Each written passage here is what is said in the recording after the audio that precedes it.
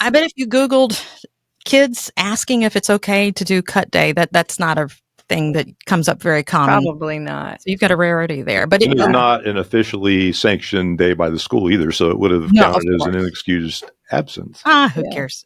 Come on, it's the new year. Come on. But if you did Google how to reduce stress, you would not be alone. Searches for that have hit a record high right now. And I don't know if it's just Wall Street, we'll talk about that in a little bit, or if it's just that time of year where we've got a lot of moms stressing about graduation. Yeah. Yeah. I mean, so I bought this. Have you heard of this Aura ring? I'm holding it up right now. Oh, yeah. I've heard of those. You see people with these big, thick rings on their pointer finger. So I'm not good about wearing my Apple Watch all the time. I don't always want to wear that. Sometimes I want to wear my cute little watches. And I wanted to monitor my sleep. But what I'm finding out is daytime is my issue. I am multiple times a day becoming stressed. And I don't know why. So today, or actually, well, today I haven't looked at it yet. But the last time I looked at it, now I was paying taxes. So that was earlier in the week. I mean, multiple times a day, my heart rate was up and down. So yeah, I'm feeling it. I'm feeling the stress. Well, taxes will do that to you. I mean, just the thought of them sends chills down a lot of people's spines. But, there's things, Kristin, that really generate stress. So think about it. When you're fearful of something, it can stress you out. Right. When there's pressure on you, pressure to get something done, you're at a time constraint, whether you procrastinated or you didn't, regardless of the reason, uncertainty. And I think there's a lot of uncertainty right now because policies that are going on in the government and all sorts of reasons, we've got stress. Yep. And then things that are out of our control. And there's so many things in life that are out of our control that can stress us out. And what we don't want to stress people out is retirement. But right now, Greg, people are stressed about it. I mean, markets reacting to the tariffs. You mentioned it just a moment ago. What's your advice for those with retirement money on Wall Street right now that are a little apprehensive? Maybe they're nearing retirement or already there. Kristin, the stock market reminds me so much of the ride that we just rode at Disney. We were there with the boys and some others, and at Animal Kingdom, there's this ride called Everest. And, it's got the Yeti that's waiting up at the top, when you climb up, and then the Yeti's about to attack. So you end up going backwards, and that backwards motion gets me. Like I have to brace for it. Otherwise, I may lose my groceries. But wow. Yeah. Sorry about that, folks.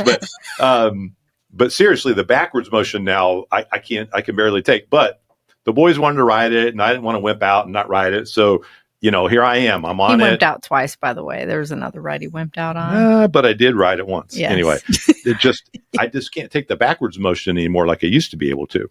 And that up and down, it can be thrilling, but it can also be scary. Mm-hmm. And that is, in general, the stock market. It can be thrilling. When you see that the markets are at an all-time high, that's a thrill. Absolutely. When that pet stock of yours hits a new high and you realize all the gains you have, that is a thrill.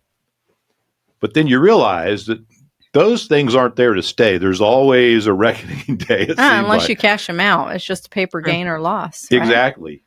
But if you don't, and it's hard to know the exact right time. And then you have to pay, if it's not an IRA or a Roth IRA, then you got to pay taxes, capital gains taxes if you sell. And, there's lots of things involved there. But the S&P 500, the Dow, the NASDAQ, those indices that we hear so much about on the news, they are like a roller coaster ride. They really are. And, when things are going well, did you do as well as the S&P 500? Well, maybe not.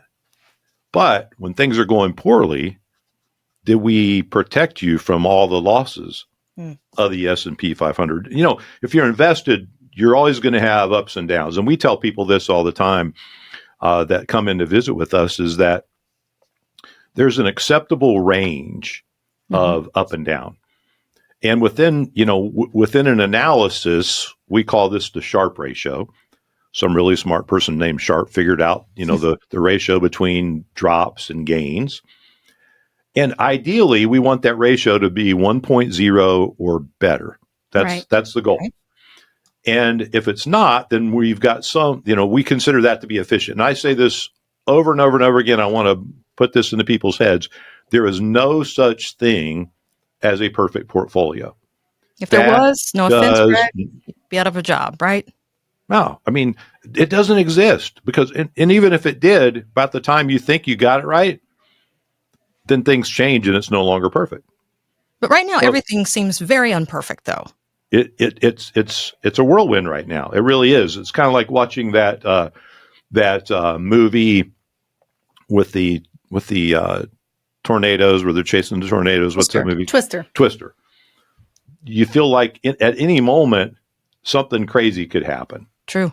It could strike, and then a lot of retirees or those nearing retirement right now are feeling like at any moment what they worked so hard for their entire life could just be destroyed. Mm. Right. And I think this is why it's so important why we talk. I mean, how many years we've been on radio now talking about how important it is to plan in advance of these situations, so you're prepared to kind of have an answer for what's going on, right? Yes. It doesn't make it hurt. It still hurts, but it makes it hurt a little bit less knowing you have a plan going into these tumultuous times. Mm-hmm. And, I think that's why we get so many calls when things are down, because people are realizing that they don't have a plan, right? Mm-hmm. And they're saying, okay, what now? What do I do now? Whereas if you have a plan in place, if we get a call, Greg, you were mentioning earlier, we were talking about a client who called in with the market being down a little bit, right? And asking what that means for them. And you reminded them of the complete plan that they have in place about how they have money set aside for their income needs. Right. And that's not going to be affected by these market changes, and that you've got money in the market that's at moderate risk. It's not as high of risk as what the S&P benchmark is trending, right? Mm-hmm. And so you had those things in place already and had that conversation as the reminder, and that tempers it a little bit, doesn't it? When you're worried and you're stressed, when you know the answer to the questions that are in your mind.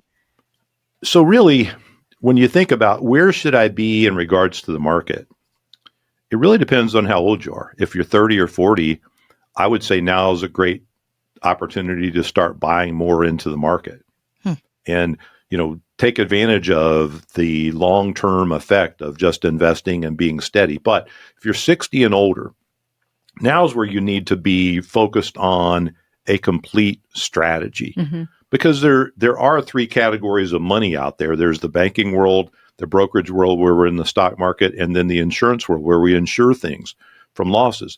And so there's no one size fits all place here, because everybody needs, I believe, some money in the bank for needs, wants, and emergencies. Everybody needs money for the long term, money that's going to go up and down with the market, but in 5 to 10 years, we know it's going to grow. Mm-hmm. But what do we do about income? What do we do about, paying our bills and living our lifestyle? Because folks, if you're 60 to 70 years old, you're in that magic window of opportunity where you've got time and health and resources. And we don't want you to lose that opportunity because we're in a down market. Right. We want you to be able to live your life fully and completely and without worry. And that only happens when you have a purposeful plan in place. You can't just say, okay, I'm going to put it all in the market, and if the market's down, I just won't be able to take a vacation this year. I won't be able to pull out money for things I want to do. Won't be able to do this, or won't be able to do that. And you worry. It's stressful.